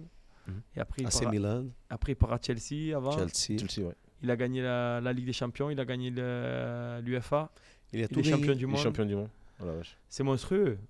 Oui. Il part de Milan là, les gens ils adorent, les gens ils aiment parce que bon, il met des buts à son âge, à 38 ans. Mm. Et en plus, l'état d'esprit, ils aiment ça les gens. C'est quelqu'un de simple, Olivier. Il est comment dans son hygiène de vie, dans sa manière d'être, Après, pour être à ce niveau-là? hygiène de vie, c'est très professionnel. De toute Toi façon, qui le connais bien. Hein. c'est Donc, très quand professionnel. on fait les soirées avec lui, c'est lui qui conduit au retour, c'est ça? Parce que toi. Il en fait des soirées. Il boit pas. on en fait Il boit pas. Non, il boit. Non, je pense que c'est pas lui le Sam. Non, non. Il boit, il boit, Je te garantis que c'est pas lui. il boit, il boit. Il Il va aime me bien. tuer, il va me tuer quand Olivier, il on va est en faire train de le podcast. t'assassiner là, Olivier. Non, en fait, quand on se voit, Mm. c'est qu'il est en congé. Ouais. Donc, on lâche un peu les chevaux, tu vois. Même lui, il en a besoin. Bah oui, Ouais. Donc, c'est normal. Ouais. quand on se voit, c'est. Mais il est Il est- en il est- bonne hygiène de vie, je pense. Après, mais de toute façon, c'est simple. À 38 ans, s'il est là, Ah oui, au parce plus haut que niveau, c'est qu'il a une hygiène de vie exceptionnelle. Sinon, il ne serait pas là. Ça, c'est clair et net. tu penses, avec la France, c'était toujours un point de discussion. Pourquoi tu penses? Tu penses que c'est pas juste? Ouais, parce qu'il y a eu. Qu'est-ce qu'il parle par Les gens, ils sont vous trop discutez ça? Il t'a déjà dit, putain, quand je suis. Eh, il a eu une période difficile où il en a Ah. souffert un petit peu, surtout dans la comparaison avec Benzema à un moment donné. Oui. T'as Alors- déjà confié quelque chose par rapport Oui, à ça? oui, on en a parlé. Et d'ailleurs, je sais pas si Ça, vous avez c'est- vu ce reportage. Vous l'avez vu ce reportage à Canal Plus là? Non. Non. C'était dimanche dernier. Ils ont fait un film sur lui. Il a regardé, Oh, il est oh, vraiment ah, très Si j'ai intéressant. entendu parler de lui, j'ai On vu les préparait- previews par rapport à Il est ça. vraiment- Préparer le podcast pour venir ici. Il est exceptionnel. Regardez-le quand vous avez le temps. Et vous allez voir qu'il n'a pas eu une carrière facile. Et en plus, il explique tout en détail. Mais Une anecdote, quelque chose qui t'a non, qui t'a frappé sur ce qui t'a. à un moment donné, il en a souffert. Parce qu'à un moment donné, il avait beau faire et être performant. Il faisait tout. Il était toujours décrié et toujours dans la comparaison avec Benzema, alors qu'ils n'ont pas du tout le même profil Carrément. de joueurs. Et tu avais l'impression que les gens ils étaient têtus, ils s'entêtaient à vouloir le comparer. Et à un moment donné, c'est fatigant. Hein. Il m'a dit il y a un impact à un moment donné psychologique où tu as une partie qui veut Benzema, donc il te siffle en équipe de France. Tu as une partie qui est avec toi, donc pourquoi? À un moment donné, on a tous le même maillot, il me disait. Je comprends pas. Après, c'est rentré dans l'ordre et puis il a prouvé. Il a gardé quand même la lucidité pour atteindre ses objectifs. Et après, C'est ton meilleur ami, Olivier Giroud. Aujourd'hui, tu es coach. Tu as déjà discuté avec lui sur la reconversion? aujourd'hui, c'est pas. Lui, c'est pas. Là, il va aller à Los Angeles. Il va découvrir un autre championnat, une nouvelle culture aussi. Qu'est-ce qu'il t'a dit? Ouais, il est content. Oui. Alors, il avait La des culture américaine, ça lui plaît. Et... Je pense qu'il va se retrouver bien là. Déjà, il est content parce que ses enfants, ils sont anglophones. Parce qu'il a vécu longtemps à Londres. Oui. Et donc, là-bas, ils vont pas trop être dépaysés par rapport à la langue, déjà. Mhm. Et puis après, il avait l'opportunité pour aller dans des pays du Golfe, par exemple. Mhm. Il avait des grosses propositions, mais lui, il m'a dit, voilà, ça conviendra plus à ma famille si je vais en MLS. Il a refusé des propositions là-bas pour Ouais, aller il a refusé dans des les US. propositions, au Qatar notamment. Mais ce qui a joué aussi, c'est qu'il y a Hugo Lloris qui a signé là-bas. Oui. C'est son Ah, pote. ça joue- Ils ouais, ont c'est son signé pote. presque ensemble, hein, Ouais, c'est ça. même temps. Et après, Oui, il y a 15 jours qu'ils l'ont signé. Hein. Ouais, je crois. non, Ils ça l'ont fait, signé ces jours-là. Hein. ça fait plus longtemps. Ça fait, Ah, ils ont ça été fait d'accord. un peu plus d'un mois. Un peu plus d'un mois, Ouais. Mais je- Mhm. Oui, mais je pense que ça sortit vraiment sur les médias il n'y a pas longtemps. Peut-être. Peut-être. Bon. Et du coup, Ils vont après, jouer dans le c'est- même club. C'est Los Angeles quand même. Ça fait. Moi, je suis Ouais. allé 6 fois à Los Angeles. J'ai Ouais. dit, c'est le top. Hein. Il fait beau toute l'année. Les palmiers, Malibu. Non, franchement, c'est autre chose. Ouais. Mais c'est à faire et ça va être une une belle expérience. Moi, je vais aller le voir dès que je peux, j'y vais. Ouais. Ah oui, obligé. Je pense que c'était Beckham qui a dit oui, moi, il parlait de sa notoriété, hein, comme star, comme VIP. Il a dit oui, mais à Los Angeles, quand tu rentres dans un resto, il y a Tom Cruise, les attentions ne sont pas été sur moi. Et c'est vrai. Et donc là, j'étais un peu plus à l'aise. Tranquille. Beckham qui a dit ça. Quand tu arrives à Los Angeles, Donc je pense que l'Olivier Giroud va être tranquille à Los Angeles. ben déjà, le soccer, il est moins médiatisé qu'en Europe. Ouais. Parce que là-bas, c'est la NBA, c'est Ah. comment ça s'appelle le football américain Ouais. et il y a le comment ça s'appelle Au baseball. le baseball. Le baseball, ouais. Ah, ça c'est Sauf les Mexicains, personne ne t'arrête dans la rue. Tu connais même pas. C'est vrai. Tu sais que les Américains, les Brésiliens, Anthony, ils vont faire les joueurs, ils vont faire souvent les vacances dans les US. Ah. Ouais, tranquille. Neymar, Anthony, ces mecs-là, ils vont faire les vacances dans les US. Ils Après, sont moi, plus je suis- tranquilles. Moi, je suis allé 6 fois à Los Angeles en vacances. Hein. Moi, C'est j'adore. lui qui a dit. J'adore. Olivier, Oui, je l'ai embrouillé un peu. Je l'ai appelé, Je il lui ai dit, dit. écoute, toi qui étais 6 fois là, c'est bon, bah. Hein, c'est vrai. Bien sûr. C'est toi qui as J'ai dit conseillé. ça, bien sûr. Hein? J'ai dit, vas-y, tu vas kiffer. C'est tout ce qu'on a vu à la télé quand on était petit. Et Beverly Hills, comme il a dit, tu croises Stallone, Schwarzenegger, tu vois, les mecs qui nous ont fait un peu rêver, tu vois, les Rêve acteurs. d'enfant, quoi. Tous les acteurs, ils sont là-bas. C'est Hollywood, tu arrives à Hollywood. Après, le stade, c'est magnifique, non? Si je ne me trompe pas, c'était la finale de la Coupe du Monde, était là-bas. C'est le gros stade rond, non? Non? Le stade, Non, le stade, il est nouveau. Ils l'ont fait il n'y a pas très longtemps.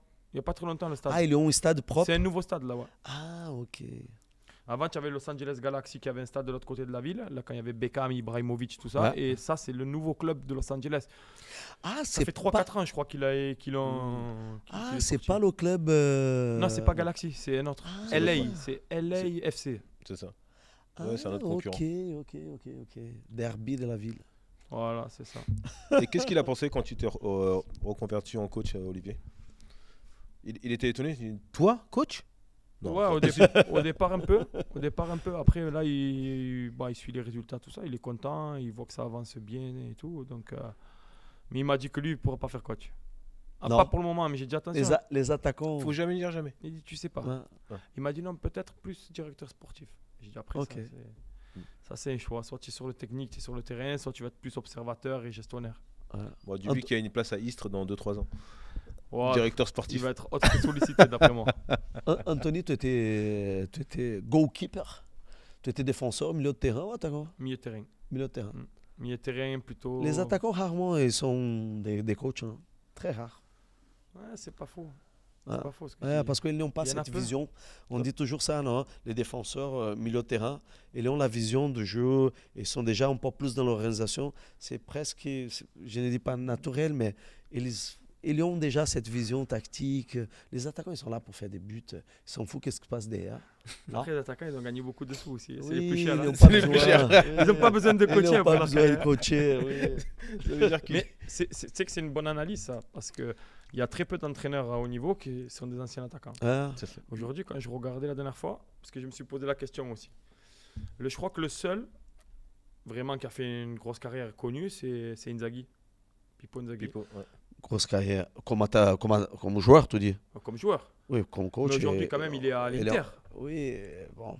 Il est champion d'Italie. Ouais, il faut sortir de l'Italie.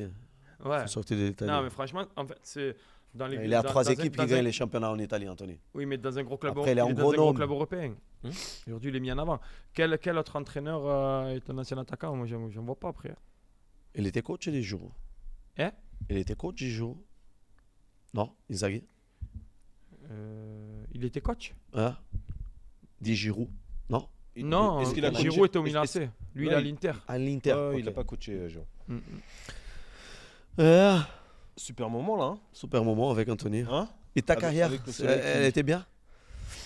Tu Ouais, regrettes, des tu hauts, regrettes quelque chose? Tu as ouais. fait centre de formation, Anthony? Ben, moi, j'étais ici, centre de formation du FC Martigues, mais à l'époque, quand le club était pro, et Ok. c'était réputé.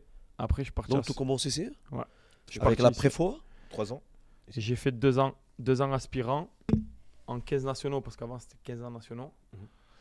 Et dépôt de bilan, le club descend en National 1, perte du centre de formation. Donc du coup, je suis parti à Sochaux. Ok. Moi, j'étais de la génération Ménez, tout ça. Ménez, Jérémy Ménez. Mev Lutherding, tout ça là. Ouais. Mais j'ai pas eu une bonne adaptation là-bas. Et du coup, j'ai fait une petite dépression. Et donc, j'appelle mon père, je dis que je voulais arrêter. Tu avais quel âge à l'époque? J'avais 16 ans, je devais avoir. Quand 16 tu ans. parles de dépression, tu parles de quoi exactement? J'étais loin de ma famille. Tu étais triste ou dépressif? J'ai pas été déjà, je pense, moi, pour ma part, à l'époque, j'ai pas été bien intégré déjà. Mhm. J'étais le seul Marseillais, le mec du Sud en plus là-bas. Alors, le centre de formation, c'est top. Hein. À Sochaux, en plus, c'était les années où Sochaux était en Ligue 1. Donc, c'était le top. Mais je sais pas, je me suis pas senti bien et c'est pas passé. Donc, je suis parti. Et mon père, je dis, ben, c'est pas grave, je vais dans un club amateur, je joue comme ça et c'est pas grave. Et mon père, il avait un ami à lui qui était à Istres, qui était en Ligue 2 à l'époque, qui s'appelait Jacques Rémy, un ancien attaquant, qui a été meilleur buteur de Ligue 2 à l'époque et qui est passé par Martigues aussi. Il lui dit, mais le petit à Istres et tout, ils ont les 17 nationaux, mets-le là et tout. Il dit, allez, ça va, j'y vais. Et bon, je suis allé à Istres et petit à petit, voilà, je suis monté avec la Ligue 1, parce qu'on est monté en Ligue 1 après. Et après, je suis resté en pro et voilà, on connaît la suite. Ah, tu passes au pro à Istres? Après, je suis passé pro là-bas. Ouais. Tu fais C'est là-bas que U17, tu signes ton U19 contrat. et tu fais pro. C'est à Istres que tu signes ton premier contrat pro. Ouais, c'est ça. Pour le coup. À quel âge là? J'avais 19 ans. 19 ans, Et tu as resté pendant 5 ans, c'est ça? 6 ans, je suis resté là-bas. 6 ans. J'ai tout connu là-bas. Donc tu as continué, oui, toi, montée, descente. En C'est chez toi, oui, c'est mon club. Ah. C'est un club j'ai une histoire avec eux. Après, il y a les belles années, les années où on est en Ligue 1, même qu'on redescend, ou l'année où ils montent, il y a de sacrés joueurs à l'époque. Avec Xavier Gravelaine, qui après en Ligue 1, ça a été mon coach avec Jean-Louis Gasset. Ils faisaient un binôme. Ah, c'est là que tu fais connaissance avec Gasset du coup. C'est ça, c'est lui qui me lance. Ouais. Il me Une lance bonne relation avec lui, toi? Ouais, très bonne relation. Et puis lui, c'est quelqu'un qui est beaucoup dans l'humain en plus. Oui. Donc, Ça se voit. donc oui, super. Franchement, je garde de très bons souvenirs. Et puis, tu remercies toujours les personnes qui t'ont fait confiance. Hein. Tu n'étais pas étonné de la manière dont tu l'as géré Marseille là, sur la fin là Compliqué parce qu'il ne s'est pas lancé dans un défi facile. 3e coach sur la saison. Il est assez âgé aussi. Donc, il y a un impact aussi par rapport à ça. Hein. Ouais. Physique. Ah ouais. Je l'ai senti fatigué à la fin parce qu'on s'est croisés. Et voilà, c'était un dernier défi, il a fait et il voulait entraîner l'OM. Voilà, maintenant, bon, il part en retraite et bravo pour toute sa carrière. Ça a été énorme ce qu'il a fait quand même. Belle carrière. Après Istres, tu vas vers la capitale. Tu vas à Beauvais, Ouais. c'est ça? En fait, après 5 ans au club, l'année où on remonte en Ligue 2, en fait, mon entraîneur c'était Henri Stambouli et bon, ça passait pas bien avec lui. J'avais été blessé aussi, j'avais une pubalgie dans la saison. Et j'ai une proposition à N1 de Olivier Mianet à Beauvais. Donc je pars en 3e division là-bas. Et j'ai passé une bonne saison, je me suis régalé. Ouais. Ouais. Ça change le foot? Le style de jouer? Non. Les profils des joueurs? Non, ce qui a changé surtout, c'est que c'est la première fois que je partais de chez moi. Et donc ça a été une bonne expérience et on a fait une bonne saison. On a fini 5e, je crois, cette saison-là. Tu as eu des bonnes conditions pour évoluer, pour jouer, tout ça? Ouais, très bonnes conditions. Ils m'ont mis dans des bonnes conditions. Franchement, c'était bien. C'est au nord de Paris, c'est ça? Hein, Oui, c'est ça. Ouais. Non, je me suis régalé, franchement. J'en garde de bons souvenirs.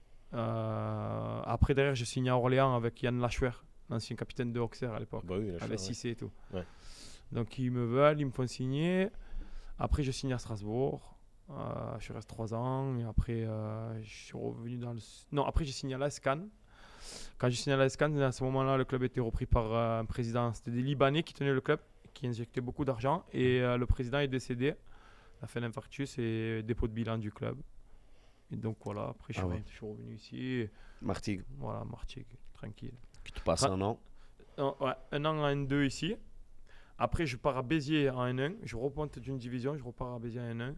Mais là, j'étais sur la fin de ma carrière, je me blessais souvent. J'étais déjà ailleurs. Tu as arrêté à quel âge? J'ai arrêté à 32. Ton père, il est encore dans le foot? Il était dans le foot? Mon père, il m'a toujours suivi. Passionné de football, mais pas footballeur. Mais de très bons conseils. Ah bon? Mais Ouais. grand passionné. Mais il n'était jamais dirigeant ou impliqué dans le Non, club. Non, jamais, jamais. Non, non, non, non. D'ailleurs, en parlant de ça, j'ai fini avec Foss, pour vous dire. J'ai joué à Avec Foss Foss la dernière saison et on les a fait monter en R1. Ah, tu as contribué. Ok. Et en plus, il va t'enlever le stade bientôt. Manœuvre, rien du tout à moi. Et vous don- J'insiste, j'ai fini. Il Et a faire eu la beaucoup bagarre. vous donner le stade à Foss. Non, mais j'ai des amis au club, des Ouais. anciens joueurs dans le staff et tout, même le coach et tout. Donc moi, j'ai pas de problème avec Foss. Je leur ai dit déjà plein de fois, on m'a posé plein de fois la question, même les médias ici. Il n'y a pas de souci. Pas de souci. Écoute, de mon côté, je suis brésilien, donc je connaissais pas du tout le Sud. Et ça me fait énormément de plaisir de savoir que vous avez un bassin de foot ici extraordinaire. On a rencontré Foss, Aubin, Martigues, Istres, que d'autres? C'est pas Déjà mal, ça. On est On des a- passionnés. c'est pas mal. Tu as vu un peu Ah comment oui. je suis C'est- passionné c'est Ouais. c'est incroyable le niveau du foot que vous avez, que vous jouez. Et puis Je- c'est en train de changer en plus. Parce comme que, Ibou il dit, je me suis régalé, quoi. parce que comme tu disais, c'est en train de changer avec la Ligue 2 ici, avec Marty, qui va venir challenger un peu tout ça. Ouais, bien sûr. Toi qui as des ambitions. Et j'ai l'impression qu'en plus, vous avez des maires et des présidents qui sont Oui, assez très engagés. impliqués. Ce qui, C'est ce, qui est, important. ce qui est énorme, parce que Oui, nous, on a oui. reçu Ouais. le maire de Martigues qui était assis Oui. juste à ta place, là. Mais tu voyais qu'il était là, enfin, dans l'engagement. Tout à l'heure, tu as parlé du maire aussi de Istres. Ben, la ville de Martigues et la ville d'Istres, c'est un peu le même fonctionnement en fait. Donc, tu vois. C'est avec le club au niveau où on est en tout cas. Mm. Après là, il y a eu le nouvel investisseur, la Columbus Morpho à Martigues. Mm. Donc il passe dans une autre dimension, mais il passe dans le niveau pro aussi, tu vois. Donc des investisseurs qui arrivent. Mm. Mais en gros, sur l'association en tout cas, c'est le même fonctionnement. Les deux villes, ils sont derrière leur club à 200%, c'est top. Nous qu'on aime le football, en tout cas, c'est top. Tu connais le projet sportif de Foss à niveau des recrutements? Tu sais comment il fonctionne? Tu n'as jamais discuté avec James Strauss? Mais le recrutement, je sais pas. Et Lyon, ces contrats avec... ils accompagnent les joueurs dans la formation, dans la Je- reconversion. Je pense vois que de tu en quoi tu entendais parles. parler déjà. Et- Sport Society. Oui. Voilà. Et de l'autre côté, il propose un contrat. Il essaye d'être attractif de cette façon-là. Alors, Vous êtes au même niveau aujourd'hui. Non, ils sont N3, vous êtes N2. L'année dernière, vous étiez N3. c'est ça. Tu penses que c'est un modèle qui marche Alors, bien? c'est très très bien ce qu'il fait, honnêtement. Et moi, il me l'avait proposé à l'époque quand j'avais joué à Foss. Quand tu étais joueur? Voilà. Mais moi, rentrer à l'usine, je me sentais pas en fait. Parce que moi, je voulais me donner les moyens de me lever le matin et de faire quelque chose que j'aime. Et moi, quand je suis coach, je me lève le matin, je suis sur le terrain avec mes joueurs, je suis le plus heureux. Parce que je fais un métier que j'aime. Donc aller à l'usine, me lever tous les jours, faire quelque chose que j'aimais pas, je me sentais pas. Mais en tout cas, il y a d'autres joueurs qui l'acceptent. Oui, parce que peut-être... En rentrant à Foss, ça leur fait en plus... c'est une reconversion en fait. C'est ça. Oui. Ils partent sur une nouvelle vie. Ouais, Exactement. Et ils ont Et à raison. côté, il y a le Ils foot. ont raison. Et en plus, ils gagnent bien leur vie avec ça. Et c'est bénéfique pour le club de Foss. Donc, c'est top pour eux. Franchement, c'est un truc qui est bien. Mais par contre, ça aura ses limites. Plus il va monter en niveau, plus ça aura ses limites. Ça, c'est évident. Ça, Complètement. c'est évident. Parce que même là, en 3, ça va commencer à être compliqué un petit peu. Parce que c'est les mecs qui font les 3-8. Donc, des fois, ils sont pas dispo. Des fois, ils font la nuit. Et ils sont font juste à l'entraînement. l'usine. Tu penses que l'emploi qui est proposé, c'est juste l'usine? Il y a d'autres trucs, mais le 3 quarts, il rentre en pétrochimie. Hein. Attends. Ah, ok. 3-8, c'est quoi, Anthony? C'est 3 horaires. Ça Trois veut dire qu'ils horaires. travaillent 24 heures sur 24, mais ça tourne sur 3 horaires. Tu vas faire du. Et c'est chaud. C'est entraîné à côté. Tu Repos, tu peux rentrer. récupération, Il- tout quoi. Selon à quelle heure tu travailles, tu rates les entraînements, tu peux même rater les matchs. Et moi, je me rappelle à l'époque, il y a des garçons qui étaient déjà et qui rataient des matchs et qui rataient des entraînements. Et c'est compliqué en gestion pour un entraîneur. Nous, on est complètement sur un autre format. Mm. À Eux, ils 3-8, s'entraînent le soir, 3-5, nous, on s'entraîne le matin. Moi, j'ai des gars uniquement à dispo parce que je dis à mon président, moi, il faut que les mecs ils fassent rien à côté. Je veux des mecs à disposition du club Donc en N3, tu avais des joueurs étais qui déjà étaient comme ça à dispo. dans un format professionnel. On Donc. s'entraîne le matin et les mecs, ils travaillent pas à côté, Donc ça veut dire que Les le- salaires. les salaires, ça suivait là. bien sûr. Et il faut. Sinon, les mecs, ils vont travailler. Tu peux me donner un salaire médian à peu près pour savoir À Istres. à Istres par exemple? Moi, je vais vous dire, on n'a rien à cacher. Déjà, mon président, il fait pas de folie, donc il reste dans quelque chose de cohérent. On partait, le plus gros salaire, il me semble qu'il était à 2200 €. Le plus gros salaire. Ouais, 2200 € plus une voiture de fonction. Ok, un appartement. Maison aussi, appartement aussi. Non. 2200 € plus une voiture de fonction. Il avait une voiture électrique. Une Parce que voiture, une Zoé. Istres, Zoé. la location, c'est cher sur Istres, le loyer. Mais tout ça, non avec, Ah oui. avec la possibilité d'y être dans le Ce gars, en fait, bâtiment ce gars, il habitait à d'hébergement que Marseille, vous donc avez. il faisait les allers-retours en fait. D'accord, Ok. ok. Il habitait Marseille. Après, pour les jeunes, on a aussi des hébergements, nous sur Istres. Mais comme j'ai dit, c'est pour des gars qui sont seuls. Donc on les avait aussi. Ok. Ah, c'est des studios que vous Voilà. avez là-bas. Et après, il y a les petits salaires. Hein. Ça pouvait tourner autour de les jeunes. C'était 500, 600 balles, 700 balles, un truc comme ça. Plus les primes de match. Plus les primes de match. Voilà. Donc après, la moyenne, elle se trouvait bien sûr entre 1005 et 2002. Donc Pour plus gens les qui- primes de match, plus quelques trucs à côté. Donc voilà. Pour la N3, c'est très bien. Hein. Pas beaucoup Oui. de clubs qui pouvaient proposer ça. Ouais. Et N2, on va monter à combien?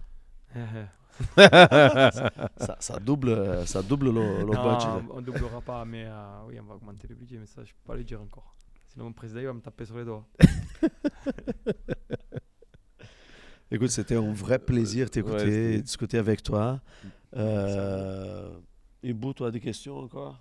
Profite. Hein. Moi, je voudrais savoir une petite anecdote, si tu as. Je suis preneur, peu importe, avec Giroud, Toi, n'importe qui. Toi, côtoyé plein Parce que- de pros, parce que des t'es dans gros le milieu, joueurs. donc voilà. Allez, Une petite anecdote. libre, c'est toi. Arena Podcast, restez accrochés. Comme Il y a joueur et Anto comme qui va nous- coach. Qui va nous balancer des petites anecdotes. Une petite anecdote. Je sais pas, Une il y en a anecdote qui plein. t'a fracassé. Allez, sous Giroud. Prends-en deux. Après, Pas de jaloux. Tu m'en raconter. Allez, deux, une avec Olive. Ton meilleur pote. Un soir, je me rappelle, on jouait au Paris FC. Et quand on était à Paris, on avait nos petites habitudes. C'est-à-dire qu'on aimait sortir après le match, Ah. parce qu'on était à l'hôtel, et faire une petite bringue à Paris. Et ce soir-là, on avait perdu. Et notre coach, c'était Fred Arpinon. Il avait dit, il n'y a personne qui sort de l'hôtel, je vous le dis, le premier qui sort. Ok, coach. Donc, on commence à s'habiller, tranquille. Et on sort, on voit le mec à l'accueil. Surtout, vous n'avez pas vu de joueurs et tout. Non, vous inquiétez pas, les gars, on sort et tout. Nous, on se prenait toujours notre petit cigare. Quand on arrivait en boîte, on se fumait le cigare, on aimait ça, tu vois. Ok. Et on allait dans une boîte à Paris à l'époque, que tu dois connaître, ce qui s'appelait l'Étoile. Tu te Ah, le rappelles toile, de ça? bah oui, bien sûr. C'était l'endroit où il y avait Ah, un peu les c'était le- stars et tout. Parce qu'à Ah. l'époque, je me rappelle à cette époque-là, je crois qu'il y avait la Star Academy ou je sais pas quoi, Love Story, il y en avait certains qui étaient là. C'est juste à côté du duplex, là, l'étoile. C'est ça, Tu vois exactement. Et on s'est fait une ou deux au duplex aussi d'ailleurs. Mais à l'époque, il était pas connu, tu vois, on était des joueurs de Ligue 2 nationale. Et Ah. donc, la femme à l'entrée, une petite vieille, elle ouvre la porte. Ça va que vous êtes deux beaux gosses, allez, je vous fais rentrer parce que les jeunes, non, deux garçons, je fais pas rentrer normalement à l'étoile. Et voilà, et on passait les soirées ensemble. Et c'est là que ça nous a rapprochés, en fait, unis, parce que nous, on s'est connus, en fait, c'était une personne normale. Alors qu'aujourd'hui, il peut plus sortir comme ça. C'est impossible. Impossible. C'est compliqué de sortir avec lui. Et il vient Ah, parfois. c'est- Tu as l'occasion de. Et il vient ici. Alors, il a une maison sur Cannes. Mm. Donc, il vient toujours passer une semaine ou deux avec sa famille. Et dès qu'il est là, en fait, moi, j'y vais. Parce qu'on a 1h30 de Cannes. Souvent à Monaco aussi. Ouais, non, on se voit souvent. Là, je suis allé à Milan, j'étais allé le voir. Mm. J'étais monté à Chelsea, je suis allé à Arsenal aussi. Tu essaies toujours de bien l'accompagner, quoi. Bon, c'est le meilleur pote. Ouais, c'est normal. Ah, c'est normal. Voilà, donc voilà pour la petite anecdote. Et comme coach, là, même s'il n'y a pas longtemps que tu es coach, même avec les jeunes, est-ce que tu as vécu une situation bizarre, curieuse, atypique? On est Ouais. dans les coulisses du football. Ou Je pense avec que tu des- l'as vu. Ou à avec la des podcast. dirigeants, Anthony?